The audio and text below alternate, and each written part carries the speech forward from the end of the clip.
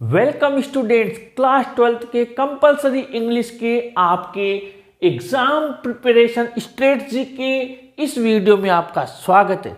हमने आज आपके लिए ये जो क्वेश्चन बनाया है, लेकिन साथ ही इस क्वेश्चन का जो चैप्टर 1 है आपके द लास्ट लेसन उससे लिया है। लेकिन आज आपको बताने के लिए बहुत कुछ है और बहुत ही ज़्यादा इम्पोर्टेंट चीज़ मैं आपको बताने जा रहा हूँ, क्योंकि अब जो आपका एग्जाम का जो पैटर्न है, जो क्वेश्चंस जो पहले आते थे पुराने समय में, जिस आधार पर आज भी आपके सारे पासबुक्स डेस्क वर्क सब चल रही हैं, लेकिन जब से एनसीईआरटी सीबीएसई का कोर्स आपके लागू हुआ है तब से बिल्कुल उसी के अकॉर्डिंग आपके क्वेश्चंस आने लगे, यानी इजी गोइंग क्वेश्चन कोई सा भी नहीं आ रहा है। इसके लिए आपका जो बोर्ड पेपर है, बोर्ड पेपर 2022 का आप चाहें तो पुराना पेपर निकाल कर देख सकते हैं। आपके पास बुक्स में भी फ्रंट पेज पर दिया हुआ है, हर जगह डेस्क वर्क में कहीं भी आप चाहें नेट से भी ले सकते हैं। आप देखिए, ये मैंने क्वेश्चंस लिए हैं, वहां से आप चाहे तो मिलान कर लेना एक बार, उसी से लिखे हैं मैंने ये क्वेश्चन दिए कि आप, और एक बार अंदाजा लगाइए कि क्या ये आराम से वो कौन था, वो कहाँ जा रहा था, उसके पिता का नाम क्या था, वो उसने ऐसा क्यों किया, वैसा क्यों किया, वो सब पुराने दिनों की बात हो गई। वैसे क्वेश्चंस अब बहुत कम हो गए।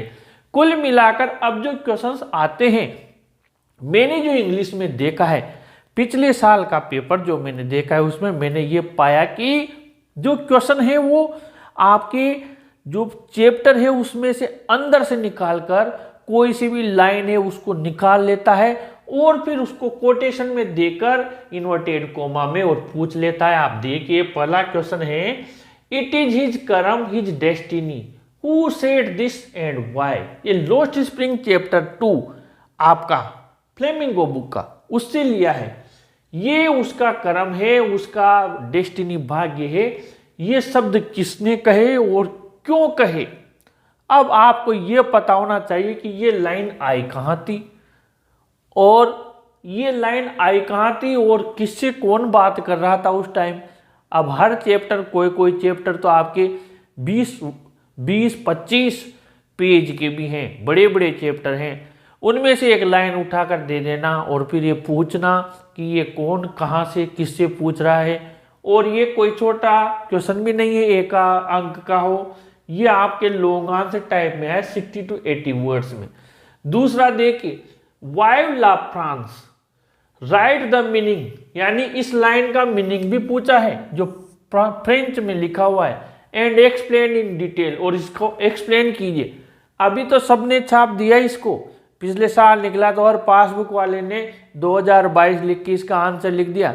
पहले कहाँ दिया हुआ था, जब पहले दिया हुआ नहीं था, अब अगले साल का अगले साल फिर आने के बाद लिख दोगे। इससे थोड़ी मतलब है, पेपर जो स्टूडेंट इस टाइम दे रहा है तब वो क्वेश्चन आप उसको एक बार शो कर दे कि भैया ऐसे क्वेश्चन आने लगे, आप ऐसे तैयारी कीजिए, तब तो उसको फायदा होगा। बाद में उसका आंसर आएगा तो अगले साल वाले स्टूडेंट्स के काम आएगा, उसके क्या काम आने जा रहा है, वो निकल गया उसका पेपर। तो अब ये देखिए, इसका मीनिंग बताइए और डिटेल बताइए।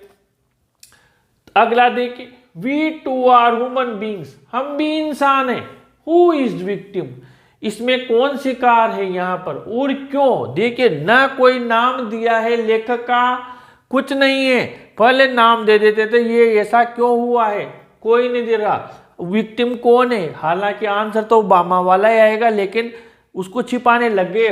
मेमोरीज ऑफ चाइल्डहुड से लिया है, 60 से 80 शब्दों का। आपके बोर्ड पेपर के क्वेश्चन बता रहा हूं मैं, कोई मॉडल पेपर के नहीं है, कोई पासबुक डेस्क वर्क के नहीं है। जो पिछले साल 2022 में पेपर आया उसके क्वेश्चन है ये। Handsome is as handsome does. अब ये देखिए आप, on the face of it chapter से लाइन निकाली जहाँ डेरी और मिस्टर लेम के बीच में चर्चा होती है, वहां पर ये लाइन आई है जो डेरी बोलता है। एक्सप्लेन द रेफरेंस, इसको एक्सप्लेन कीजिए। आगे बढ़ते हैं, ये 30 से 40 शब्दों में पूछा। How did सदाव have his reward. अब सदाव का कैरेक्टरिस्टिक लिखिए, सदाव का लिखिए, सब हमने तैयारी की थी, लेकिन क्वेश्चन पूछा क्या, सदाव को उसका इनाम मिल गया, बताओ इनाम क्या था और कैसे मिल गया।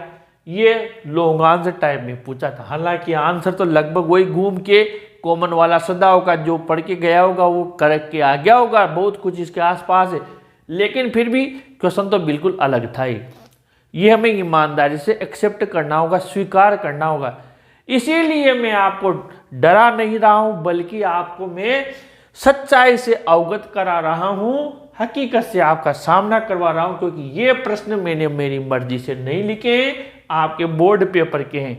तो अब आप लोगों को किसी भी धोखे में नहीं रखते हुए आप लोगों के लिए मैंने एक ठान लिया है एक तरीके से कि मैं उसी तरीके से आपकी तैयारी करवाऊंगा। इसीलिए आज जब मैं देख रहा था इनको तो मेरे मन में ये चीज महसूस हुई कि इसी टाइप के मैं चैप्टर्स में अंदर जाऊंगा और वो सारी चीजें निकाल कर लाऊंगा जो मुझे लगेगी और जो कि सीबीएसई में इस टाइप के क्वेश्चंस आए हुए हैं, क्योंकि एनसीईआरटी के क्वेश्चंस बिल्कुल आपके बोर्ड से मैच करते हुए आ रहे हैं, दोनों सेम ही है, चैप्टर सेम ही है।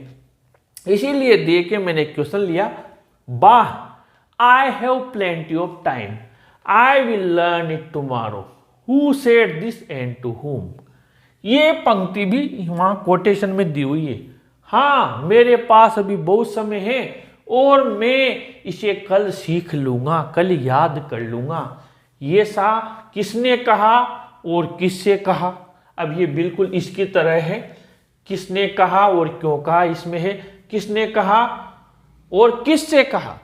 इसी का हमने एक और अथवा की तरह मान लीजिए, हालांकि दोनों अलग है पर आप तो अथवा मान लीजिए क्योंकि आंसर एक बनाया हमने। We have all a great deal to reproach ourselves with. हम सबको इस बात पर बहुत ज्यादा पछताने की आवश्यकता है, विचार करने, चिंतन करने की आवश्यकता है। ये शब्द किसने कहे और क्यों कहे? अब ये दोनों हमने वो कोटेशन उठा लिए, लेकिन मोस्ट इंपॉर्टेंट क्या, 1000% मोस्ट इंपॉर्टेंट है इसलिए लिया है। अब मैं आपको एक चीज बता दूं कि अगर ये यहां पर हमने आपके 80 वर्ड्स तक यानी और वर्ड लिमिट है तो वहां तक का लंबा खींच दिया है, लेकिन बनाया इस हिसाब से है कि अगर आपसे 30 से 40 शब्दों में पूछ ले तो आप यहां पर 3 लाइन जो दी हुई है यानी कि यहां तक, आप यहां तक का 30 से 40 शब्दों में पूछ ले तो यहां तक भी लिख कर आएंगे। तब भी मैंने बनाया इस हिसाब से कि वहां तक भी आंसर कंप्लीट हो रहा है। बाद में तो वर्ड लिमिट के लिए बढ़ाया है मैंने। जैसे मान लीजिए वो दे देता है कि 80 वर्ड्स या इसके ऊपर तक दे देता है, तो फिर आपको क्या करना है, फिर यहां तक कंटिन्यू रखना है। ठीक है, क्लियर हो गया। अब हम देखते हैं एक और लिखा हुआ है यहां पर, and I have been to blame also. मेरे ऊपर भी ब्लेम करना जरूरी है, मैं भी गिल्टी हूं, मैं भी दोषी हूं। Why did Mister Hamel blame himself for French not learning French. French भाषा नहीं सीखने पर मिस्टर हेमल ने स्वयं को भी दोषी क्यों पाया? ये आपके सीबीएसई एग्जाम 2015-16 में कंटिन्यू आ चुका है ये क्वेश्चन। आंसर इसी में से है, अभी समझाऊंगा। आइए सबसे पहले इसको देख लेते हैं। These words were said by Hamel to French because he was sorry for the people of Alsace। दोनों शब्द ये वाला, अरे मेरे पास खूब समय है, मैं इसे कल सीख लूंगा, किसने कहा था? मिस्टर हेमल ने कहे थे ये शब्द, और किससे कहे थे? फ्रेंच से। और ये तुम अकेले ही नहीं हो, हम सबको भी इस चीज के लिए रिप्रोक करना होगा। हम सब भी इसके क्या है, हमें पछताना, हम भी पछता रहे, हमें भी चिंतन करना होगा जो हमने किया है। यहां पर देखिए ये शब्द उसने कहे थे, बिकॉज ही वॉज सॉरी, क्योंकि उन्हें दुख था। फॉर द पीपल ऑफ अल्सेस, अल्सेस के लोगों के लिए। They could not learn their mother tongue French because of the order from Berlin. क्योंकि बर्लिन से आदेश आ गया था, इस वजह से अब वो उनकी मदर टंग फ्रेंच को नहीं सीख सकते थे। They lost their precious time on idle things. उन्होंने फालतू चीजों पर उनका कीमती समय बर्बाद कर दिया। They put off learning till tomorrow. उन्होंने पढ़ाई को कल पर टालते रहे, कल पर टालते रहे। पेरेंट्स सेंट देयर, अब वर्ड लिमिट बढ़ रही है तो फिर यहां से हम कंटिन्यू कर देंगे, यानी 80 के ऊपर जा रही है तो 30 तक वहां है, 30 से 40 तक वहां है। Parents sent their children to work on a farm और at the mills to earn money. माता पिता ने उनके बच्चों को फार्म पर या मिल पर पैसे कमाने के लिए काम के लिए भेजा। Mister Hamel also blamed himself as he declared holidays when he wanted to go fishing. जब उन्हें मछली पकड़ने जाना था तो उन्होंने छुट्टी कर दी, इसलिए वो स्वयं को भी ब्लेम करते हैं। और he also sent friends and other students to water his flowers instead of learning lesson.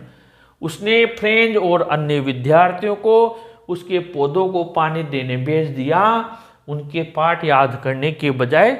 ऐसा उन्होंने किया तो कि मैं भी दोषी हूँ। अब ये जो आपका ये वाला दिया हुआ है, अगर ये दे दिया जाए छोटे में, तो फिर आप क्या करेंगे कि वो उसको क्यों, मिस्टर हेमल स्वयं को क्यों दोषी मानते हैं। तो आप इसके लिए यहाँ से और यहाँ तक पूरा लिख दें।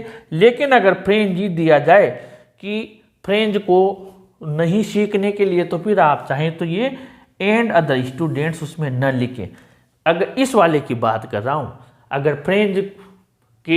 फ्रेंच भाषा नहीं सीखने पर मिस्टर हेमल स्वयं को क्यों दोषी मानते हैं, केवल इसमें फ्रेंच दिया हुआ है, तो फिर हम क्या करेंगे, एंड अदर स्टूडेंट्स न लिखेंगे और इसको जंप करके यहाँ से लिख देंगे। किस वाले में, इस वाले में।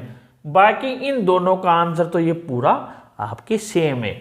यानी कि कुल मिलाकर हमने आज आपके लिए बिल्कुल उसी टेक्निक से वही मेहनत करते हुए आपके क्वेश्चन बनाए हैं। इस चैप्टर के हम डीप में जाएंगे और भी हमें कोई ऐसा मैटर मिलेगा तो आपके लिए ज़रूर लेकर आएंगे। पूरी जितनी भी आपके बुक्स हैं, चैप्टर्स हैं, इसी तरीके से कंटिन्यू एग्जाम तक आपके लिए मेहनत करेंगे। हमारा एक ही लक्ष्य है, आपको 100 आउट ऑफ 100 दिलवाना। प्लीज़ इस वीडियो को लाइक ज़रूर कीजिए, शेयर ज़रूर कीजिए और अपने चैनल को सब्सक्राइब भी ज़रूर कीजिए स्टूडेंट्स। Thank you.